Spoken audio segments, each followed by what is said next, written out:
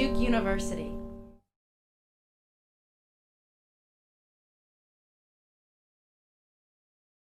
Thank you so much, Prasenjit. And You have yeah, turn on the. yeah, it's already on.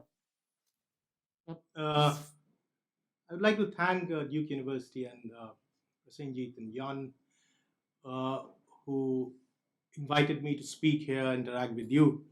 Uh, the Ganges itself is a long river, and I'm going to speak on the mid Ganga section. It's the middle part of the Ganga, which I am going to talk about. And as Prasenjit has already been speaking about the turning points in history, I also have chosen 19th century as a period because that was a major turning uh, point in terms of history of the Ganges, what is also known as the Ganga. So, the most of the emerging states, early modern states, uh, they have been trying to enhance their revenue system through the revenue systems, new mechanisms. They enhance the revenue and they try to increase their cultivable area. Now, the Mughals did it, many other early modern states did it in this part of the Gangetic Basin. Uh, but they have never challenged the river system. They have done it through their governors, through their officers. They have not even challenged the cropping patterns that was existing in those areas. Now, the major transformations that we see, that we witness, starts by the end of the 18th century, and 19th century was a a period when many rules were implemented by the British government. Now, before I look at this aspect of the changing rules and acts that were introduced by the British government, let me tell you a little bit about the morphology and the morphology dynamics of the Ganga in this part of India. Uh, as you know that the Ganga itself is traversed by many rivers, and large rivers in fact traverse the Ganga plains, and of them the Ganga itself is the largest, that flows eastward from the northwest, finally descending into the Bay of Bengal. So if you look at this picture here, river Ganga comes from there in the Himalayas, from the Gangotri, and it goes down to the Bay of Bengal. So it's almost a distance of 2,510 kilometers. So it has a huge catchment area, some 980,000 square kilometer. The river originates in the Himalayas and flows in the southeasterly direction. But when it reaches the mid Ganga section, it flows from west to east. So if you look at the upper Ganga section, it's actually coming from north to south. But when it enters into the mid Ganga area, here it is actually moving from west to east.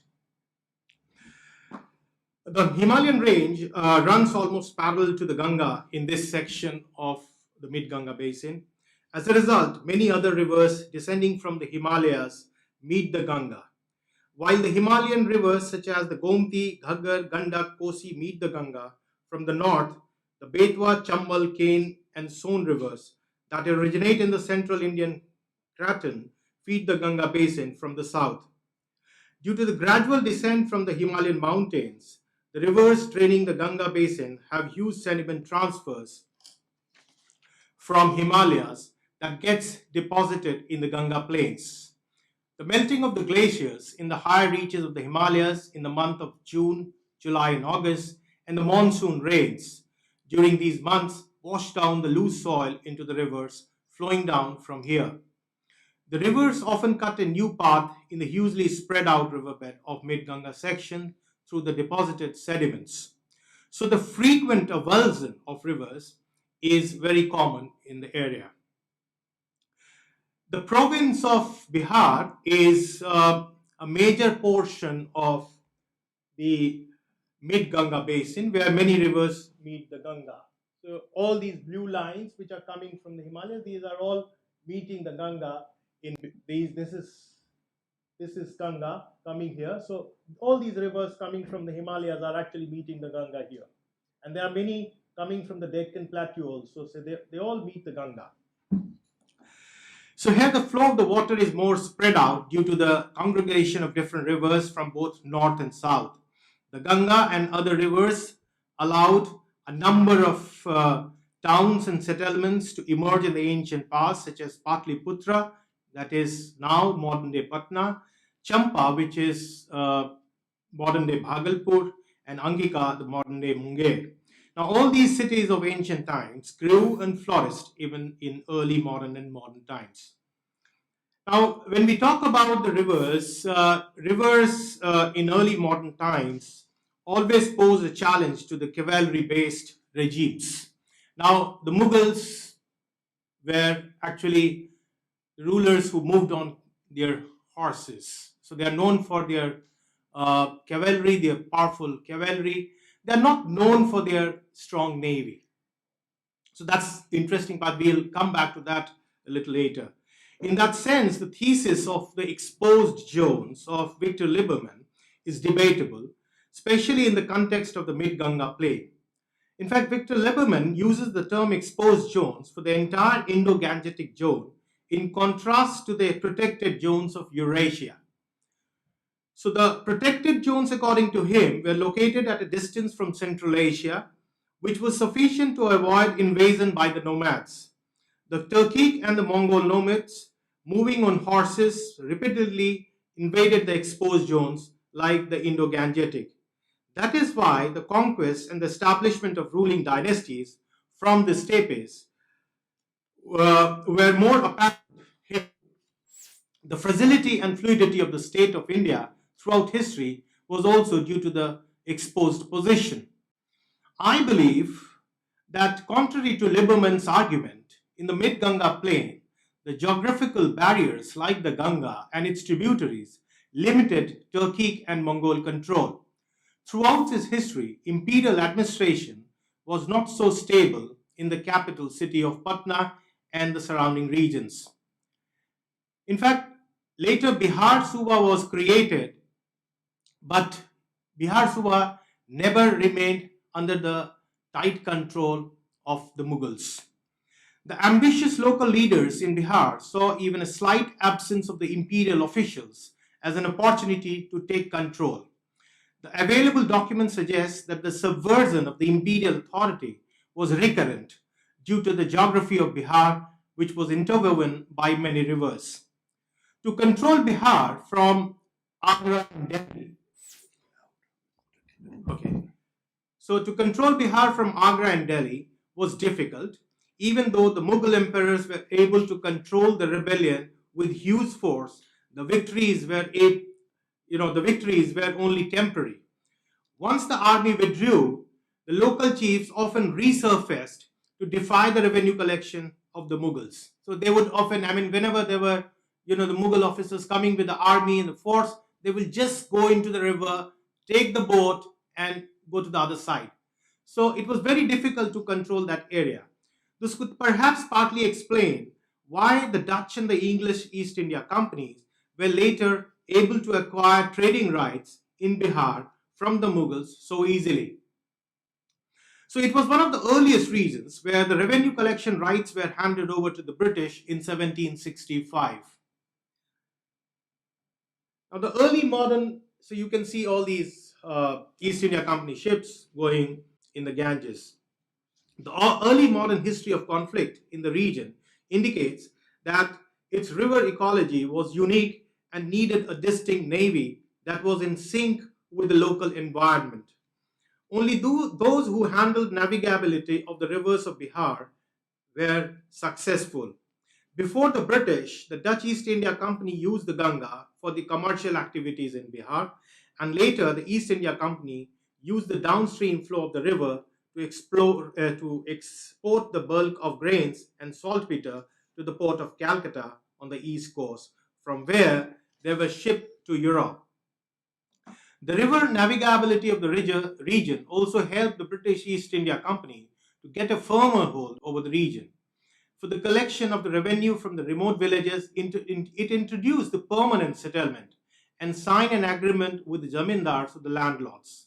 The landlords were asked to pay fixed revenue to the government, and in return, they were recognized as hereditary proprietors of the land. The East India Company, despite its long presence in Bihar and reliance on river communication, could not fully comprehend the river ecology and the traditional knowledge of irrigation when it came to actually administering the territory. In contrast, the early modern states in India were able to sustain themselves by extracting land revenue from the cultivators without interfering in the traditional methods. During the 19th century, the colonial government came up with various regulations to broaden its revenue base that was not in sync with the local ecology. It went on to pass various acts like Bengal Alluvium and Diluvium Regulation Act, the Canal Act, the Bengal Embankment Act, the Bengal Tenancy Act in the 19th century. Now, if we look at the region, climatically, the region lies in the crossroads of a wet eastern coastal regions and the relatively dry continental region of the western plains. This sometimes leads to monsoon variability, leading to drought. Since agriculture in the mid-Ganga plain is largely dependent on the monsoon rains and the overflowing river system, every once in a while, the failure of rains followed by massive inundation of rivers would take place between June and August in Bihar. And this would not lead to complete crop failures in the past. The cultivators, rather than perceiving inundation as flood, actually believed in flood utilization, and dependence on it for agricultural production was very common. They evolved a cropping pattern that was in tune with the annual occurrence of flood. Traditional irrigation methods were used and they were evolved to face such challenges. Flush irrigation was one of the most common methods. This is flush irrigation was one of the most common methods. When water was at the higher level in the river than in the fields, cultivators only had to make a cut in the banks of the water channel and allow the water to flow into their field as required. Many a times, however, the water level in the rivers was at a lower level, and therefore it was lifted through various traditional methods, as you could see here. Wells were the most popular modes of irrigation, and a lever called dhekuli or lalatha was used to raise the water in the pots. Water from deeper wells was drawn through cattle power. Now, the two very common methods of irrigation were a Ahar and a pine system. Now, this is a sketch of a Hardened Pine. Ahar was a natural reservoir having embankments across the line of drainage, with one side left open for drainage water to enter the catchment during the annual flooding. It is also used to conserve the rainwater. Now, the pine system was of two types. Smaller ones originated from Ahar and carry the water to the cultivable fields. Larger ones originate in the rivers from where the water is diverted to Ahar through the temporarily erected embankments. Now, the British overlooked all these conventional, traditional designs. The revenue extraction being at the core, not only was the permanent settlement introduced, but efforts were made to even control the rivers to sustain it. Permanence of revenue became the main focus of the company administration, to the effect that the crops did not get destroyed due to annual inundation.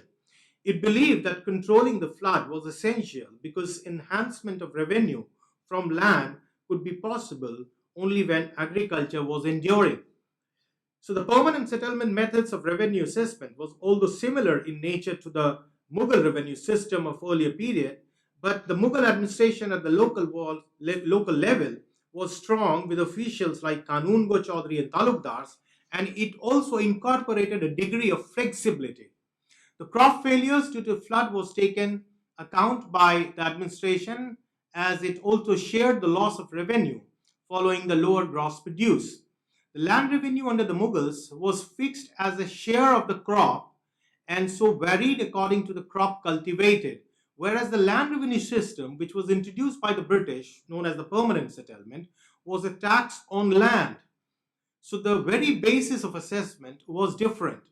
Under the British, the assessment was not on what crop the land actually raised, but on the basis of what and how much it ought to produce. So permanent settlement was a major departure, but the turning point came with the stronger embankments that the British introduced. The East India Company looked for permanence of revenue through construction of embankments. Till the late 18th century, the local communities built small embankments along their dwellings and not along the river channels.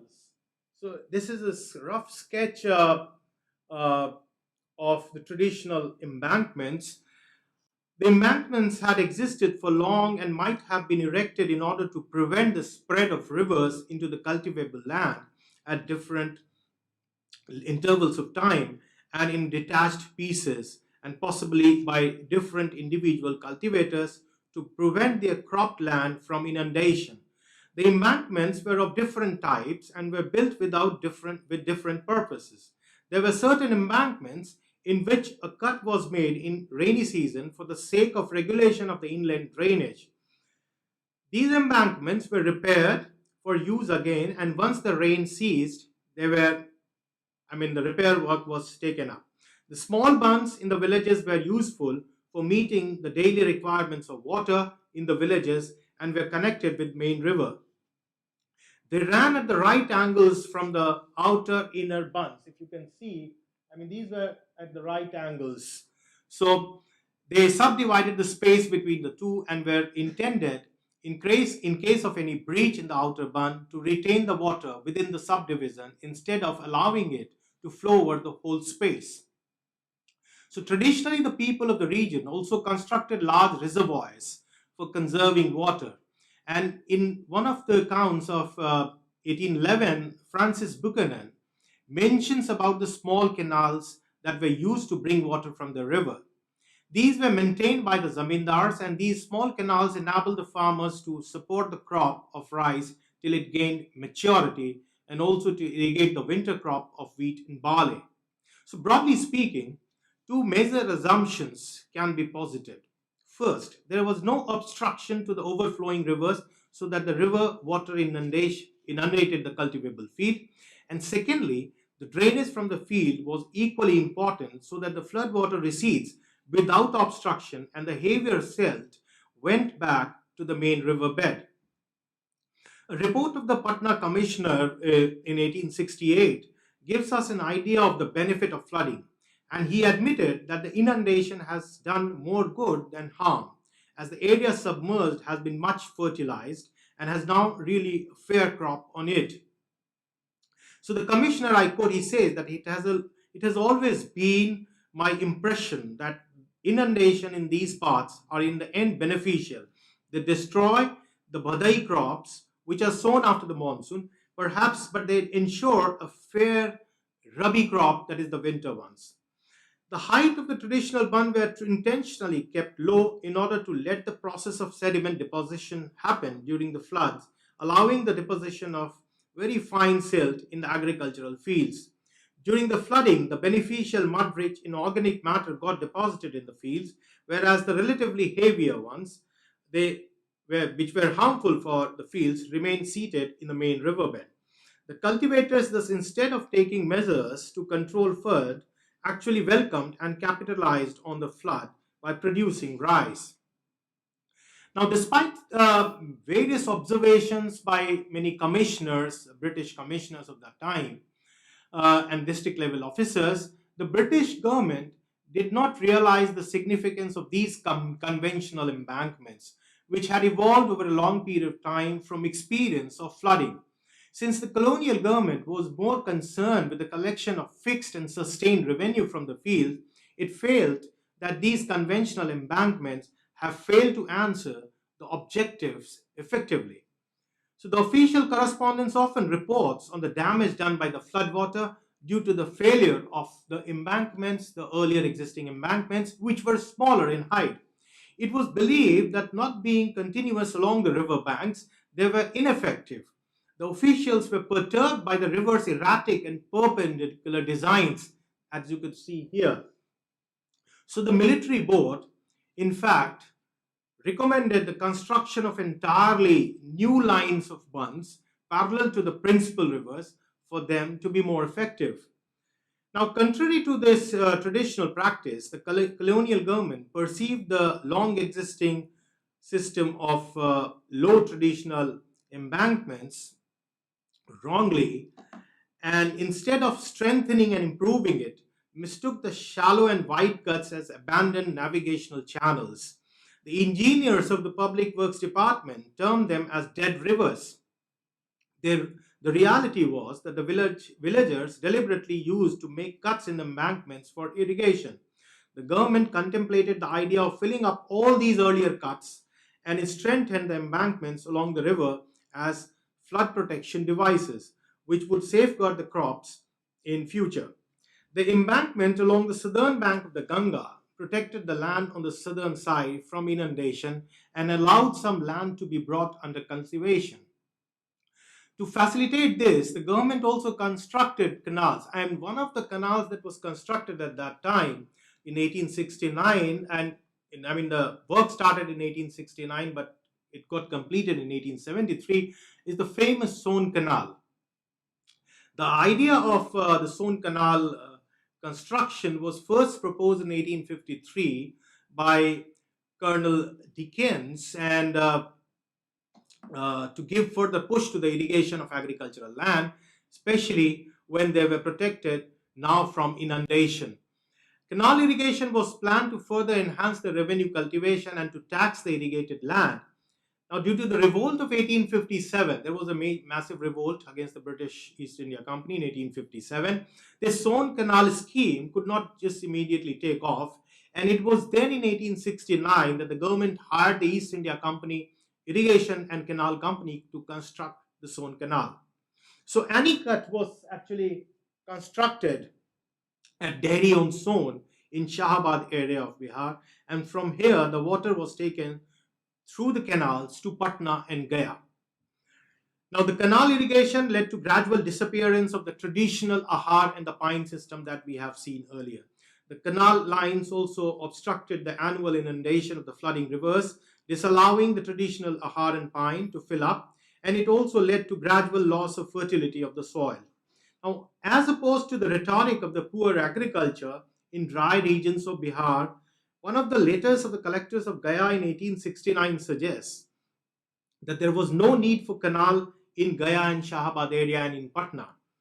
Now, one of the collectors, his name was T. Grant, he wrote that the Badoi rice crop was the main crop here, which was sown in early September, and the impact of Son Canal was felt within few years. So, if the Son Canal was constructed to irrigate all those dry regions, because now the rivers have been embanked, now the implication of the Son Canal was felt quite early.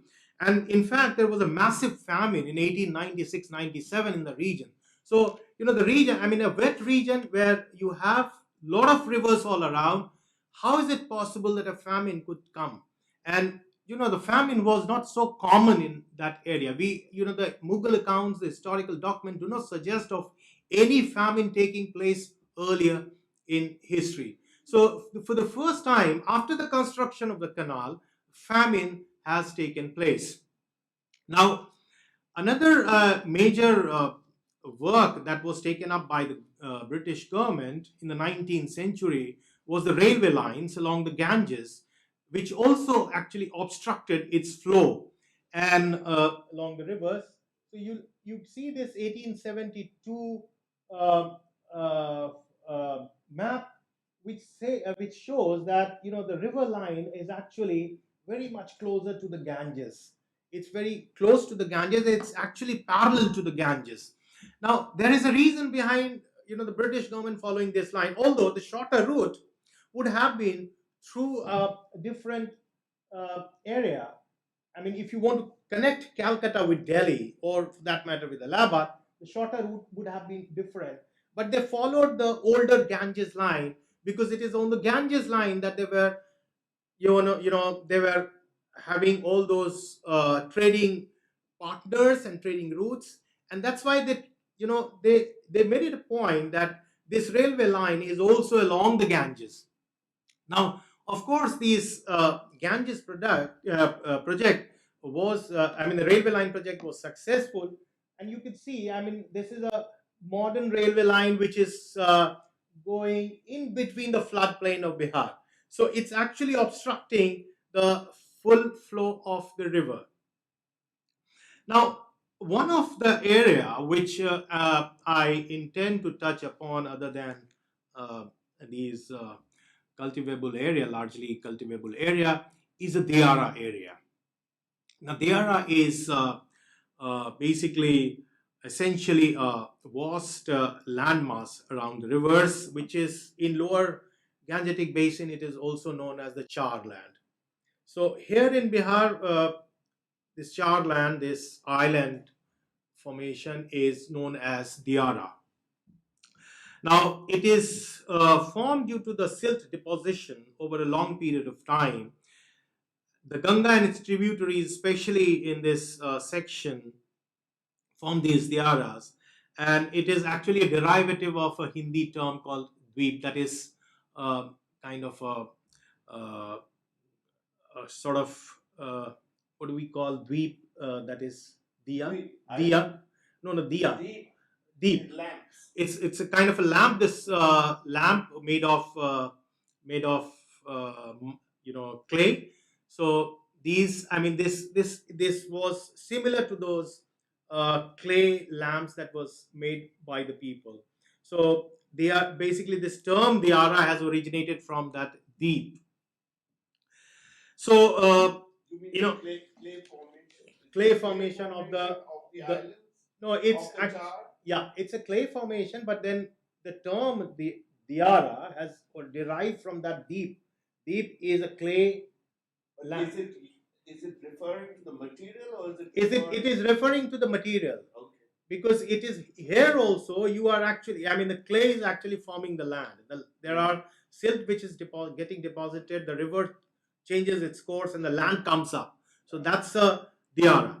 So during the early 19th century, the East India Company looked for inclusion of more and more potential cropping land under the revenue calculation. So diara is one area which, from where the revenue was never calculated earlier, and it was never collected also. Now, the fluidity and temporariness of the Diara land, however, posed a challenge for the administration to achieve permanence of revenue collection. In the case of the suburban delta, historians have argued that permanent settlement was not considered suitable for highly fluvial East Bengal ecology, like Iftikhar Iqbal has worked on that aspect. And therefore, he believed that the Diara or the Char land, which he talks about, were deliberately kept out of the purview of the permanent settlement. In contrast to that reason, if you look at Bihar, we find that we witness a short-term lease system of Diara land, which was introduced by the British government. So we do not come across any mention of revenue generation from the Diara in the early modern accounts of Bihar, but the British bureaucracy, who relied on the local agents, could not acquire any inputs of knowledge early on in the late 18th century. Precisely due to this, that the Diara was not part of the proclamation of Bengal permanent settlement in 1793. Even the maps drawn just before the settlement by James Rennell in 1780, it does not mention about those Diara lands. But if you start looking, looking at the maps of 1800 and onwards, like 1796 and 97 map and this 1801 map, uh, these Diara lands are being shown in the maps. Now that's an indication of the British government now considering even these vulnerable lands as an important land where revenue can be collected. So The maps drawn in 1801 began to include the Deara and Char, and from 1860s, the map categorically mentioned the newly formed lands each year. In other words, there was a gradual progression towards including such temporary lands into permanent settlement. The impact here was much more than the regular lands, as crops could be produced on the Ara land for only few months in a year. Now, there was attempt to settle this unstable Deara land, and that the colonial government was not bothered about the local condition is amply clear from the regulations of the permanent settlement. The landlord now had to pay the entire revenue demand, even if a particular area had not been able to produce anything. Now, one of the first changes that the British government introduces in terms of the Ara land is the Bengal Alluvium and Diluvium Regulation of 1825. Uh, because British government had started feeling that even the Deara land is kind of, I mean, if they are not collecting any revenue from that, it is a kind of a loss for them. So they thought that, if they regulate the entire Deara land, first of all, then it will be easier for them to collect revenue from those areas. So they introduced Bengal Alluvium and Diluvium Regulation of 1825. And one of the important provisions related to the changing course of the river and the newly emerging land was that when the land was gained by gradual accession from the river's recess, it shall be considered an increment to the tenure of the person to whose land or estate it is thus annexed. But at the same time, it also mentioned that this accession should not be understood to exempt the holder of it from payment to the East India Company.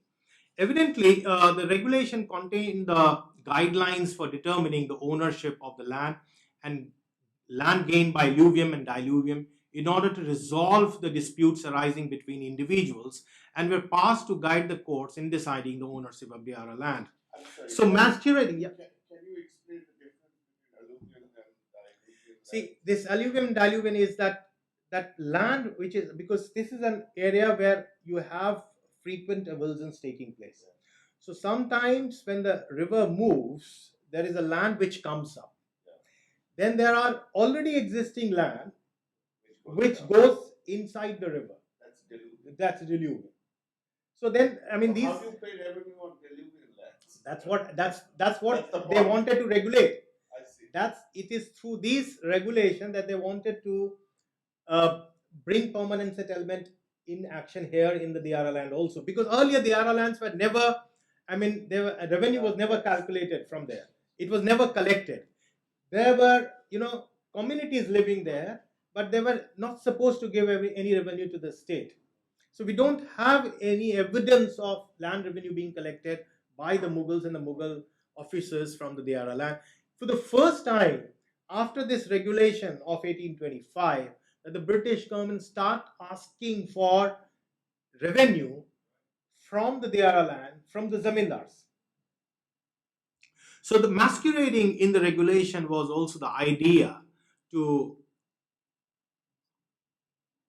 bring even the fluid landscape under some kind of proprietorship. The right over a piece of land was not to be affected merely because it went under the water.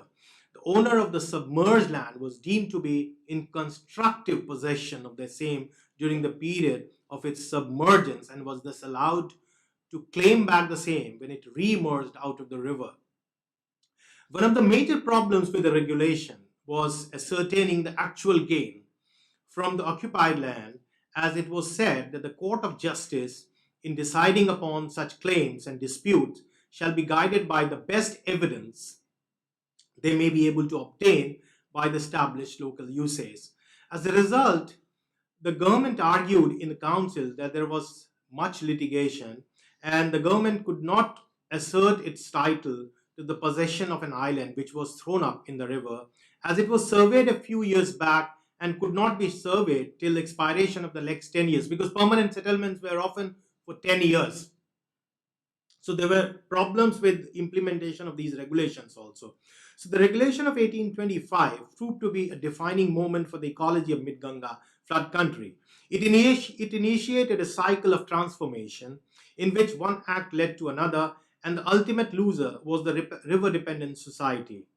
The thrust of the regulation was in enhancing the revenue for the British. When the government felt that the zamindars were not paying rent on the pretext of frequent changes in the Deara land due to the inundation, it came up with special provisions with the Bengal Rent Act of 1859. Through this act, the government tried to ensure that the tenant was liable to enhancement of rent in case of increase of the area of his land by alluvium. So all these provisions, however, were in the form of guidelines and did not give the government the machinery and the power as such to collect a rent from the Deara land. So to do that, the Alluvial Land Possession Bill was passed in the council in 1868, and the bill was moved to, I mean, to you know improve on the existing practices uh, for the revenue collecting zamindars. So the new portion of the Deara was taken possession of by the local revenue officers when the channel between such islands and the shore was not fordable. So now this created a kind of a controversy and resistance also. There were many zamindars who resisted with such kind of regulation. They believed that such regulations could be challenging. They believe that these regulations, if they are implemented, could be a problem for the zamindars themselves. But then the government was always intent on introducing these regulations for more and more revenue collection. Now, uh, let me now move on to another aspect. I just move on from Deara to the fishing communities who are living in the Deara. Now, traditionally, the peasants who are living in the Deara land, we have often been seeing that after the implementation of these regulations and the inclusion of these Deara land into the permanent settlement, uh, people migrated. They started migrating from those area. Now, of course, we do not have any uh, uh, calculation mechanism to calculate that how many people migrated, because we don't have such documents. Uh, but we have various reports which says, like one of the reports of Hunter, which suggests that the peasants were forced to look elsewhere for work and sustenance. Now, one of the communities which got affected by from the Deara land was the fishing community. Now, most of the fishing communities lived in these Deara vulnerable lands, and fisheries for the communities living in the Deara was the main livelihood. So the early modern regimes did not impose any tax on the fisheries, which was the economic basis of the Deara community. The right of the fishery was called the Jalkar. But after the British took over this Deara land as kind of a permanent settlement land, now even the fisheries was being included as part of the regulation, and they introduced a 1889 Bengal Private Protection Fisheries Act, which was an outcome of the increased governmental interference in the affairs of the traditional fishing rights. So, by the beginning of the 1890s, the judges in the criminal court were deciding on the infringement of the fishing rights in the areas. Now, one of the implications of this interference in the Diara land is the migrating people. I mean, these Diara communities migrate to different areas. Now, this is one of the modern pictures of a Diara man working in the brick industry, which is all along the Ganges. So, if you move along the Ganges in Patna and Bhagalpur and Munger region, you will find all these brick industries flourishing. But then these brick industries flourish. I mean, these are all bricks made of clay. After the inundation of the flood, I mean, the entire area which where the brick industries are lying, these get filled up with those sills, and these sills are later on used by the brick makers to make bricks. And these labors, most of the labor comes from these Diara land. So the in the Diara, it's in inside the it's not Diara? it's not part of the Diara. It's on the other side of the Ganges. It's on the southern side. So the northern side of the Ganges is, I mean, is full of rivers. As I showed a map